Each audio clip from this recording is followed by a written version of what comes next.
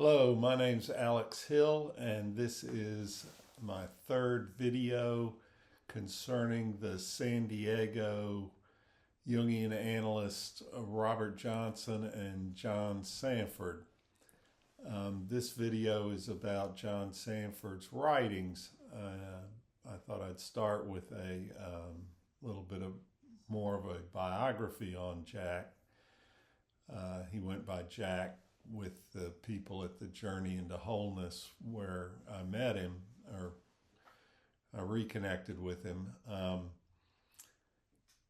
Like Jung, he was the product of multiple generations of ministers. Unlike Jung, it was 5 ministers on both sides of his family.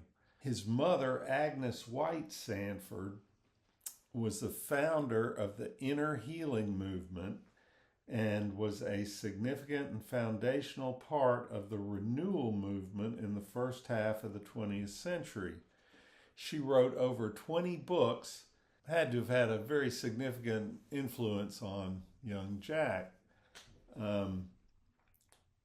Jack graduated Pi Beta Kappa from Kenyon College and attended the Episcopal Theological Seminary in Cambridge, Massachusetts. His introduction to Jung came from the German-American Jungian analyst and author Fritz Kunkel, who introduced, or that's how he met Robert Johnson. The two of them were both being analyzed by Fritz Kunkel, who not only corresponded with Jung, but came up with his own psychology called We Psychology, and wrote a number of books. And Jack published one, it was a collection of Fritz Kunkel's writings with Jack introducing and describing the different aspects of it. He was a practicing minister for 19 years. The first few years were in Los Angeles, and then he moved to San Diego and was the head minister at the big Episcopal Cathedral downtown, St. Paul's. But then he retired from that and went mostly to just writing and lecturing and seeing patients. Like I said, he lectured. He was the foundational beginning of a group centered in North Carolina called Journey into Wholeness, and he would lecture there along with Robert and other Jungian analysts. And I heard him lecture once. Anyway, that's in my other video, but just a little bio on him. Here's something he says in his book, The Kingdom Within. The New Testament point of view that we experience both outer physical reality and inner spiritual reality is regarded as mythology, an outdated way of thinking that is irrelevant in a scientific and enlightened era, and that at best points only to the faith of the early church and not to anything objectively real. This materialistic view of human beings and negation of New Testament experience has now been challenged by the discovery of the unconscious. At the turn of the century, Sigmund Freud succeeded in demonstrating clinically the reality of the inner world and its capacity to profoundly affect our conscious states. C.G. Jung has shown that this inner reality is archetypal in nature. That is, that it has a structure common to all human beings and that it cannot be understood exclusively in terms of any individual personal life history. The unconscious is not only the basement of our minds, which is what Freud insisted on, the basement of our minds into which we place the discarded material of our own lives. It is also the ocean out of which our conscious lives have sprung, and over which the ship of our soul sails its course through life. No treatment of the inner meaning of Jesus' sayings can be complete that does not take into account the reality of the unconscious, for only an appreciation of the realness of our inner life can return us to something like the New Testament view of human beings in the world. And I suggest that just as Jung gives us a whole new way of looking at religion and spirituality and psychology, God, if you will, through his concept of the archetypes and the collective unconscious, Jack takes that in a way similar to what Joseph Campbell did with mythology. Jack does that with Christianity. He gives us a whole new way of looking at Christianity. How does he do this? Number one, he does it by pointing out the dichotomy between the Old Testament and the New Testament. I'll go into that further in a minute. Two, he does this by connecting some ambiguous translations of the Bible and clarifying others. Three, he does it by comparing and contrasting complex psychology with Christianity. Number four, emphasizing some passages that other theologians ignore, and broadens and deepens it by connecting it to its Greek and shamanic roots.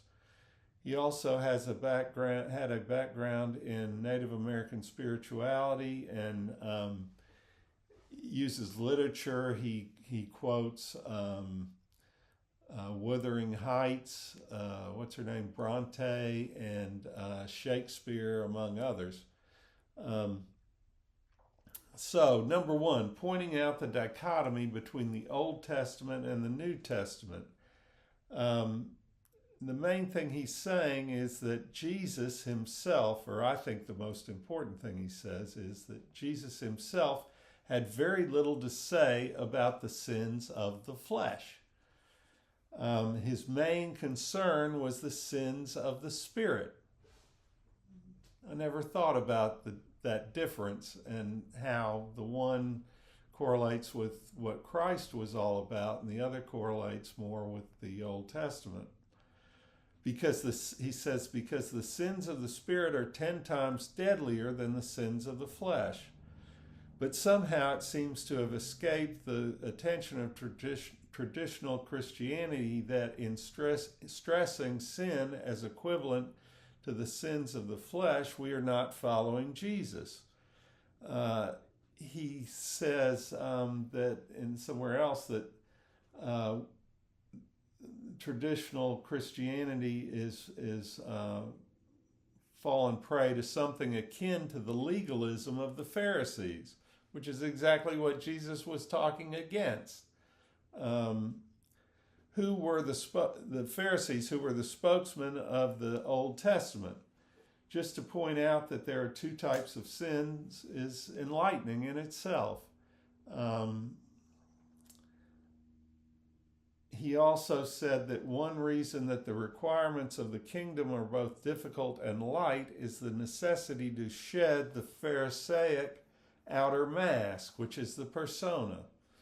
The mask is the person we pretend to be, the false outer personality that we show to the world, but that is contradicted from within by the shadow and by our actions, our behavior, and our inventory. The shedding of the mask is the primary point of Jesus' teachings against Pharisaism. Jesus is opposed to the Pharisees primarily because the Pharisees wear masks. They conceal themselves and so mislead people because they themselves are false. To make this point, Jesus uses a choice word to apply to the Pharisees, hypocrites. He talks a whole lot more about hypocrisy and hypocrites than he does about sins of the flesh. Alluding to the Pharisees, he says, he quotes Christ, "So when you give alms, do not have it trumpeted before you. This is what the hypocrites do in the synagogues and in the streets to win men's admiration." Elsewhere, he rebukes the Pharisees who criticize him for healing a crippled woman on the Sabbath day. Jesus says, "Hypocrites, is there one of you who does not untie his ox or his donkey from the manger on the Sabbath and take it out for watering? And this woman, a daughter of Abraham, whom Satan has held bound for these 18 years, was it not right to untie her bounds on the Sabbath day?" He also says that, quotes Christ in saying, "And indeed everybody who does wrong hates the light and avoids it, for fear his actions would be exposed.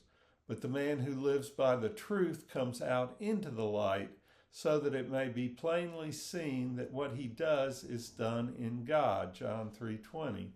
So it's important to emphasize the truth that Christ aligned himself with, as opposed to the lies so many people tell, and the lies that have taken over the church and so the world. We could say that the government now is run by the people of the lie, which is an idea that another psychologist, mythological or archetypal psychologist, M. Scott Peck, talked about. He wrote a book called The People of the Lie. Here Sanford is acknowledging the importance of sticking to the truth. He also points out that Christ was concerned in the New Testament with healing, very much so, but contrasts that with the dearth of healing in the Old Testament. He says it is a remarkable fact that in the Old Testament there is practically no healing and virtually no healers in the entire Old Testament drama. And I'm going to say that the other name for Yahweh in the Old Testament was Elohim, and which means son of El. And another spelling of El rather than El is Il, ill. Jack points out that, I'm going to piggyback what he's saying with the idea of an eye for an eye versus turn the other cheek. That to me is the most stark contrast between the viewpoint of the Old Testament and that of the New Testament in Christ. I would suggest that we need to be able to do both, but as a sort of a mantra for each side of this duality, and that's what I see God or Yahweh of the Old Testament and Christ of the New Testament as a duality, an oppositorium. But sticking with what Jack says, another duality that comes to mind when you start reading his writings is the attitude towards children, and the Old Testament idea of spare the rod, and the New Testament of Christ saying, "Let the children come to me," and you must become as children in order to reach the kingdom of heaven. Another way that Jack gives us a whole new way of looking at Christianity is by correcting some ambiguous translations of the Bible and clarifying others. The quote, "You must therefore be perfect, just as your heavenly Father is perfect," Matthew 5:48. Jack says, "There is probably no saying of Jesus subjected to more abuse than this one. The very way in which it is translated into our English Bible does violence to its profound and paradoxical meaning. For you must therefore be perfect brings to our minds the image of abiding by a perfectionistic moral code that allows us no shadow, no taint of impurity or imperfection. In short, that does not allow us any possibility of reconciliation with the inner enemy. I imagine he's referring to the shadow. But this is a misleading translation. The Greek word rendered perfect, teleos, means literally brought to an end state. It is not a matter of achieving some impossible saint-like condition, but of being fulfilled as the person we were created to be. We are to be complete or whole, our lives and personalities brought to the conclusion that God had intended. Not perfect in the narrow and one-sided meaning of the word. It is this completeness, this paradoxical wholeness, that is the goal of the kingdom of God, and it can be established only in persons whose very faults and failures have contributed to their development within them of their highest potential and greatest capacity for love. Such a person will not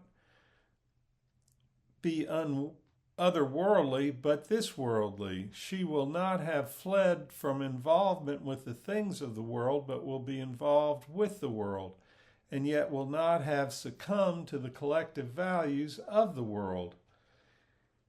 People like this will be, in Jesus' words, cunning as serpents and yet as harmless as doves. Matthew 10:16. They will be wise as serpents because, like the serpent, they will be familiar with the things of the earth. Yet they will be innocent as doves because they will be conscious of their own motives and their own earth nature, and in this way will remain innocent. Such wholeness will be extremely paradoxical. Among the radical descriptions of such a whole person are the parable of the crafty steward, Luke 16:1-8, and the story of the woman who was a sinner, Luke 7:36-50. And I'd like to suggest that this is the Jungian concept of individuation that he's talking about. In individuation, we become the people we were meant to be. The acorn that was planted at our birth comes to bloom into the full fruition of the oak tree or whatever kind of tree we were meant to be. Another word that he says is not a good translation is the word logos. In the famous, "In the beginning was the Word, and the Word was with God, and the Word was God." But Jack suggests that this word logos includes the ideas of thought, deed, and power, and so signifies a personality much more than a mere word, and shouldn't even be translated at all, but should be left as is with an asterisk next to it. I can vouch for that. I've always had trouble with the concept of logos. It's a common one in Jungian psychology, and just at face value, it's a difficult word. Another quote is, "If a man looks at a woman lustfully, he has already committed adultery with her in his heart." Jack says this is more about consciousness than sexuality because it is natural to fantasize about people sexually. Jack says there are 4 things we need to keep in mind concerning sexuality, which is great to hear from a theologian. The first is proper balance must be struck between repressing our sexuality and living it out promiscuously. Sex positive and sex negative. And of course, this is the duality of the opposites. And in Freudian terms, it is balancing between the dictates of the superego and the desires of the id. Very important, but not an all one or the other. Not anything goes sexually, and not sexual anorexia, which a lot of people misinterpret for sexual sobriety. Sorry. We need to become conscious of the difference between the man or woman who is the desired person in our actual sexual life or in our fantasy life, and the inner images that we may have projected onto that person. This is a very important point with any sort of projection, and the whole idea of projection, that we have this unconscious tendency to project not only our goddess or our god or our devil or our mother or our father, but all sorts of projections, our inner child. A lot of people look at an animal in a cage at the zoo and they, oh, that's horrible. And maybe the animal doesn't like being in the cage, but maybe it's okay in the cage. Some reptiles, you open the cage and leave it open and they don't leave the cage. They like the cage that much. So this is a very important point, and its connection with sexuality makes it even more important. 3, we need to become conscious of our motives when we desire sexual experience with someone. A host of egocentric motives can ride along with sexuality, and the way of the kingdom requires that these motives be made conscious.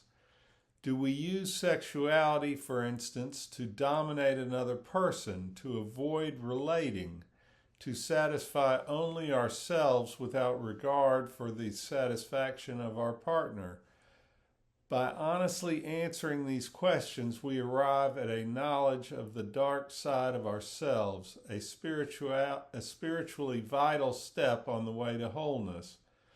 Let me make clear that the more conscious we are of the underlying meaning of our sexuality, the less compulsive it is, and the more our erotic life is enriched. This is the higher law of the kingdom that runs through all the sayings of Jesus. 4, he says, we need to look at the symbolism of our fantasies and our sexuality. And he gives us a great example of that, talking about the chains of Aphrodite. Her name is Peitho, Aphrodite Pythio, which sounds an awful lot like Pythia, which is the old matriarchal religion that was started in Africa with the ophiolatry of the royal pythons. And if you think about the chains of love, which is what he's talking about here, the power of Aphrodite over the heart of a lover to bind together lover and beloved, and also to bind together soul and body.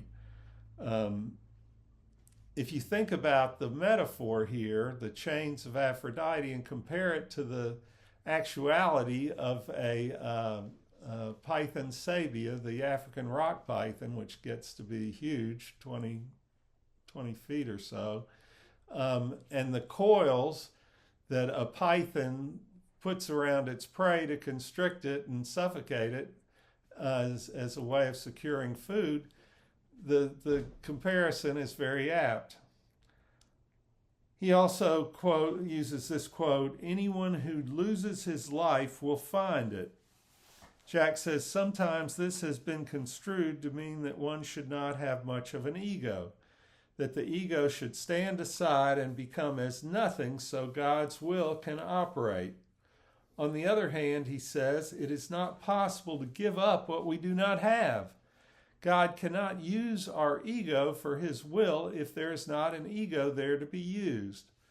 From the psychological point of view, it is extremely important for a strong ego to be established. Only a strong ego can withstand the pressures of the individuation process. However, if wholeness is to be reached, sooner or later the ego must be subordinated to the self. which is part of the unconscious. And he says, which is on the level of psychological experience, the will of God. So there is a constant danger of the egos having too little sense of its own power and importance, or too much. And again, we've got a balance between opposites, ego inflation and ego non-existence. And nobody, even Jack, covers this as well as Edward Edinger in his book, Ego and Archetype.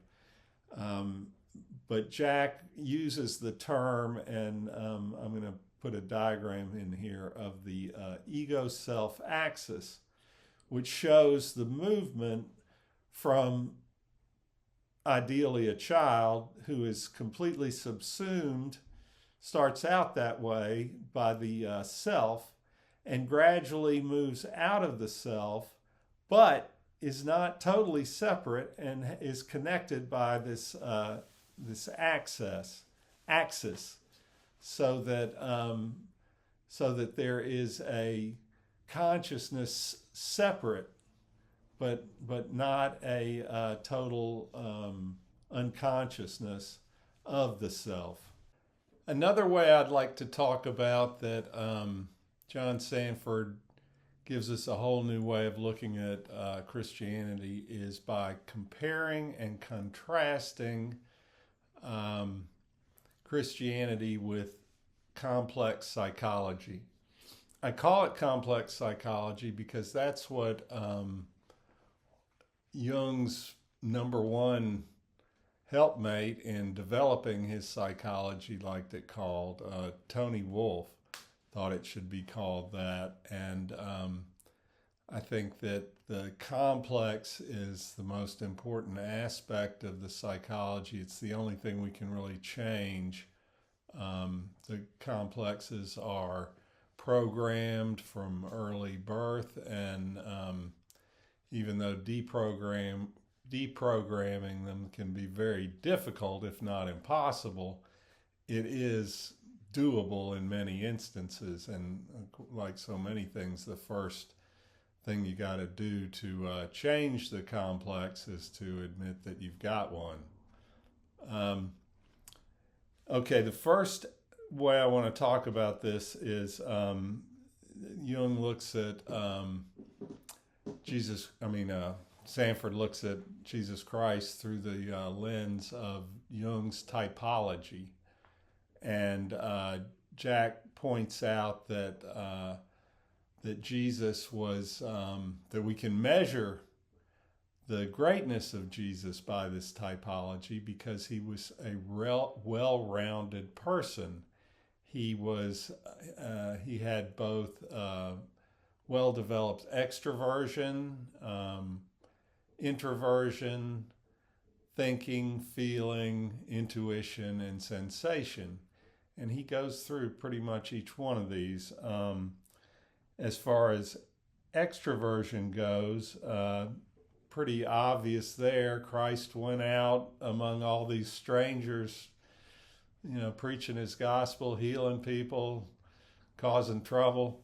Only a real extrovert could do that, but he wasn't a real extrovert because he was also so strong in introversion, because he regularly withdrew to meditate by himself, spending sometimes, one of them's 40 days in the desert. So, and the most obvious is he talked to God, or maybe that's intuition. Well, it's a little of both, because you got to go inside. You got to be sort of naturally in-looking like an introvert, as well as intuitive, in order to tune into the voices within your mind without letting them make you go crazy. So that's extroversion and introversion and intuition. As far as sensation goes, Christ used everyday examples like faith the size of a mustard seed, and the sower sowing, or the woman searching for a lost coin. He was very grounded. Talked a lot about animals. How can you say not to help this woman when everybody knows you've got to water your animals every day, even on the Sabbath? Intuition, besides talking to God, and he also could tell what was inside a person without having to do a whole lot of questioning. He intuitively knew what was up with people, whether he could trust them or whether he had to be wary of them. He intuitively knew how to handle people. As far as thinking, he was a smart guy, wasn't he? Going to battle with the Pharisees like he did. I think in one, somewhere Jack talks about how many questions different people asked Christ and how few of them he actually answered. He's a very wily guy, and obviously brilliant. As far as feeling function, Jack says that the feeling function produces accurate realizations of value. It is the evaluative function par excellence. 12 times, for instance, we read that Jesus was moved with compassion for people in various kinds of distress. Even his cleansing of the temple illustrates his strong sense of value, as does his occasional righteous anger.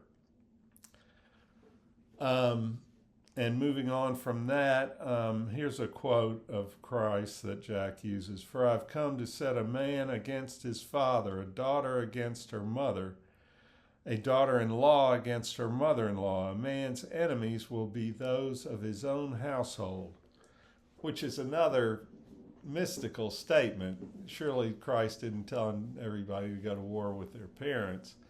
This is more about your inner connection with your superego or your complexes.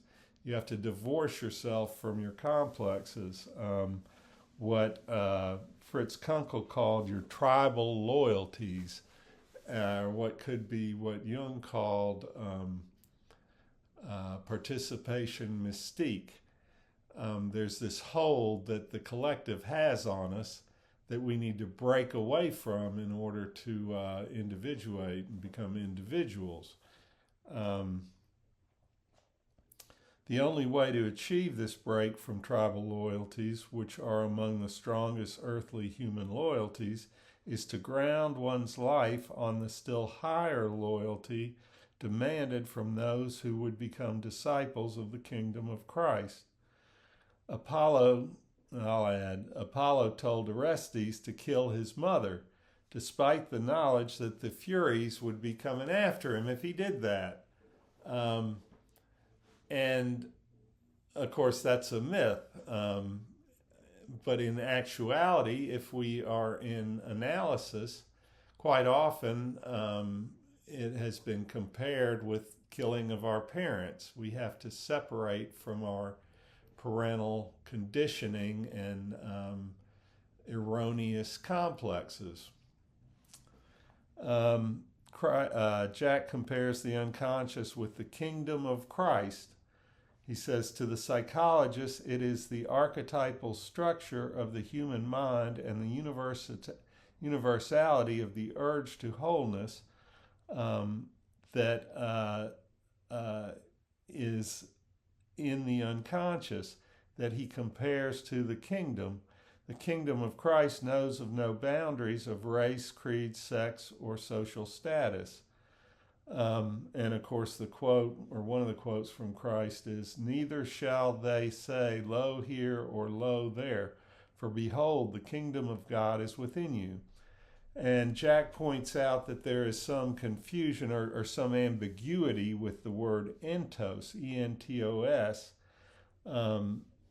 because it can mean within or among, and he points out that many theologians and Bibles translate that word as among, but Jack in his wisdom calls it within.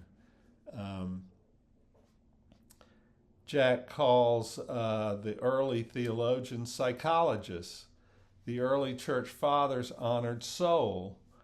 And of course, even in mainstream psychology, they're going to admit that before there was psychology, there was only religion, that religion is the forerunner of psychology, just like shamanism is the forerunner of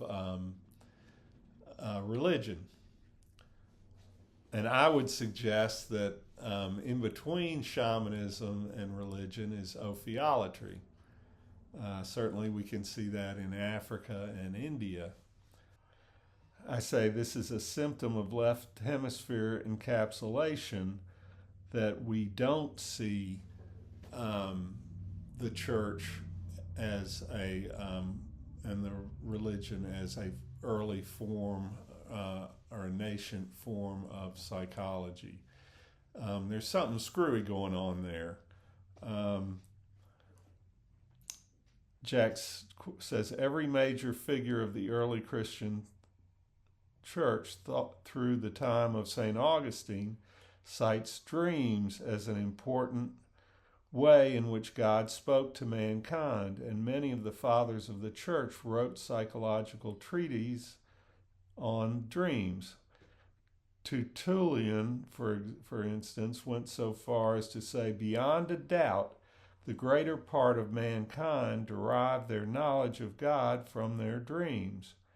And of course, the early church emphasized the importance of dreams, much more so than the present church, which has pretty much distanced itself from dreaming. And he also uses a quote from Emily Bronte as far as the importance of dreams. There's a quote from Wuthering Heights. I've dreamt in my life dreams that have stayed with me ever after and changed my ideas. They've gone through and through me like wine through water and altered the color of my mind. And of course, dreams are the royal road to the unconscious. And if we want to get in touch with the unconscious, which is the job number one of Jungian psychology, depth psychology, we got to go where it is, and the best connection to it is through dreams.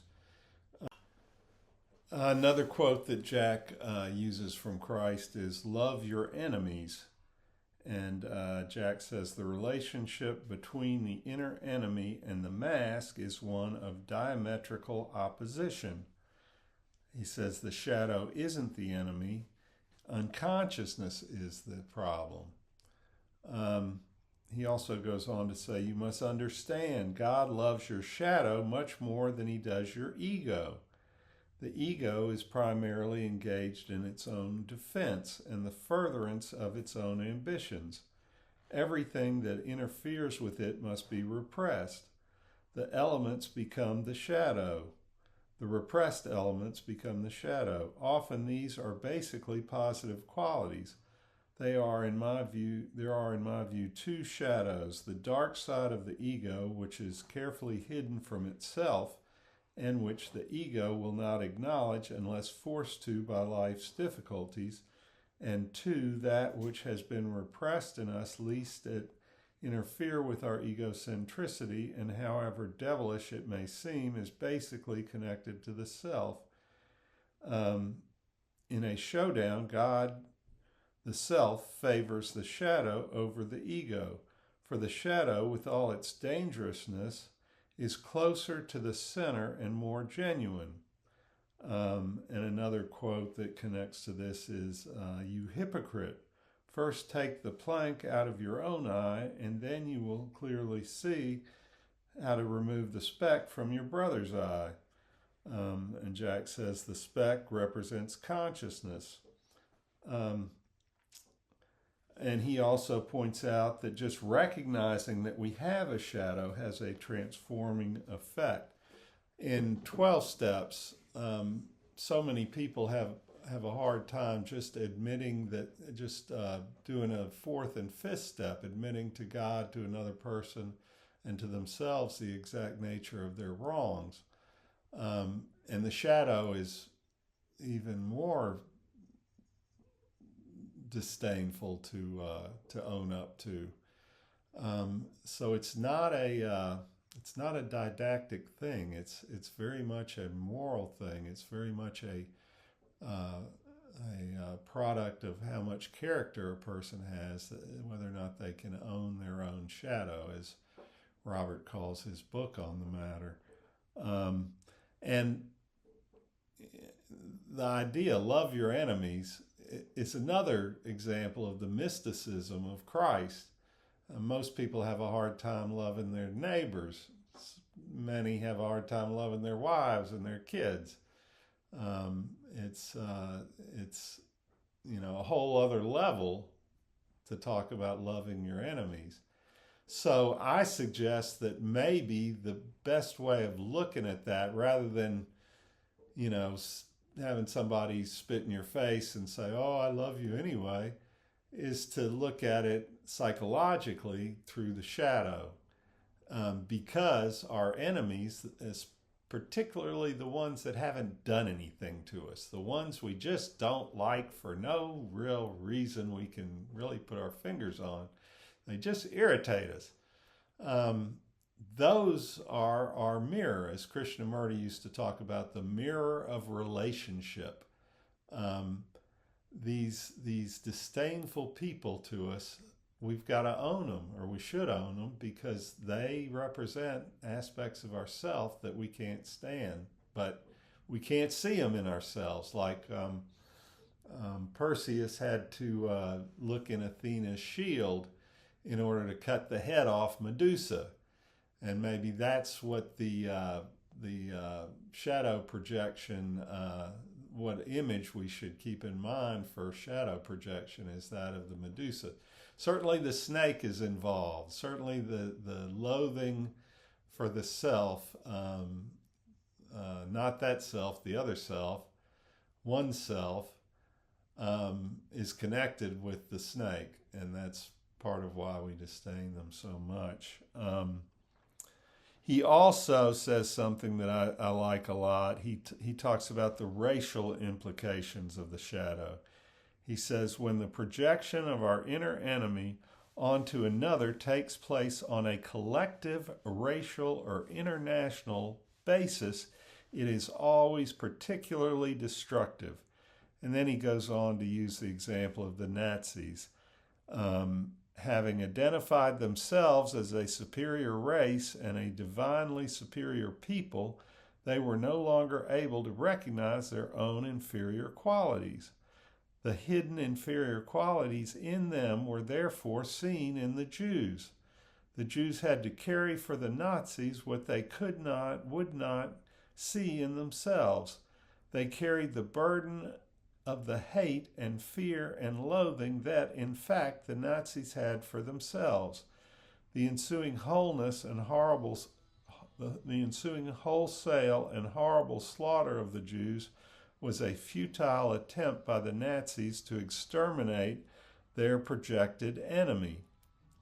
And Jack went on beyond that and wrote 2 books particularly focused on this shadow dilemma. I think the first one he wrote was The Strange Trial of Mr. Hyde, based on the, Robert Louis Stevenson novelette, Dr. Jekyll and Mr. Hyde. And it's not a very long book, but in it he has a bit of creativity with the idea. He has a number of people, a judge, a jury, a prosecutor, go after Mr. Hyde, and in the end, he exonerates Mr. Hyde and blames Dr. Jekyll, because it's the ego and the superego, which he doesn't say, but which I say, that create the shadow, and wayward, unrealistic superego creates a darker shadow than it should be. He also wrote a completely creative work called The Man Who Lost His Shadow, which I read here recently, and it's an even smaller book, but it's very good. Yeah, I enjoyed reading it a lot, and he points out that if you lose your shadow, you're sort of a non-entity, and I recommend it. He also clears up the differences between faith and belief. He points out that Jung was kind of down on belief, or faith, and he says faith is a fundamentally important element in the journey to the kingdom, but the nature of faith has often been misunderstood. When Jesus speaks of faith, he is not thinking of what we might call doctrinal faith. He never asks anyone to believe in any doctrinal, philosophical, or metaphysical creed of any kind. When Jesus speaks of faith, he is speaking of a certain capacity of a person to affirm life in spite of what life may bring, and even in the face of doubts. It has little or nothing to do with one's formal intellectual beliefs, which may actually get in the way of a living faith. It has a great deal to do with the relationship to one's soul, for the soul, with her capacity for love, is in touch with the fundamental meaningfulness of life, and so can inspire faith. He also talks about the faith that both the analyst and the analysand must have in the analytical process. And I'll talk more about this later, but he points out that it's very important that the analyst has been analyzed herself. And by going through this often quite painful process, you have faith that the shadow transforms into the self.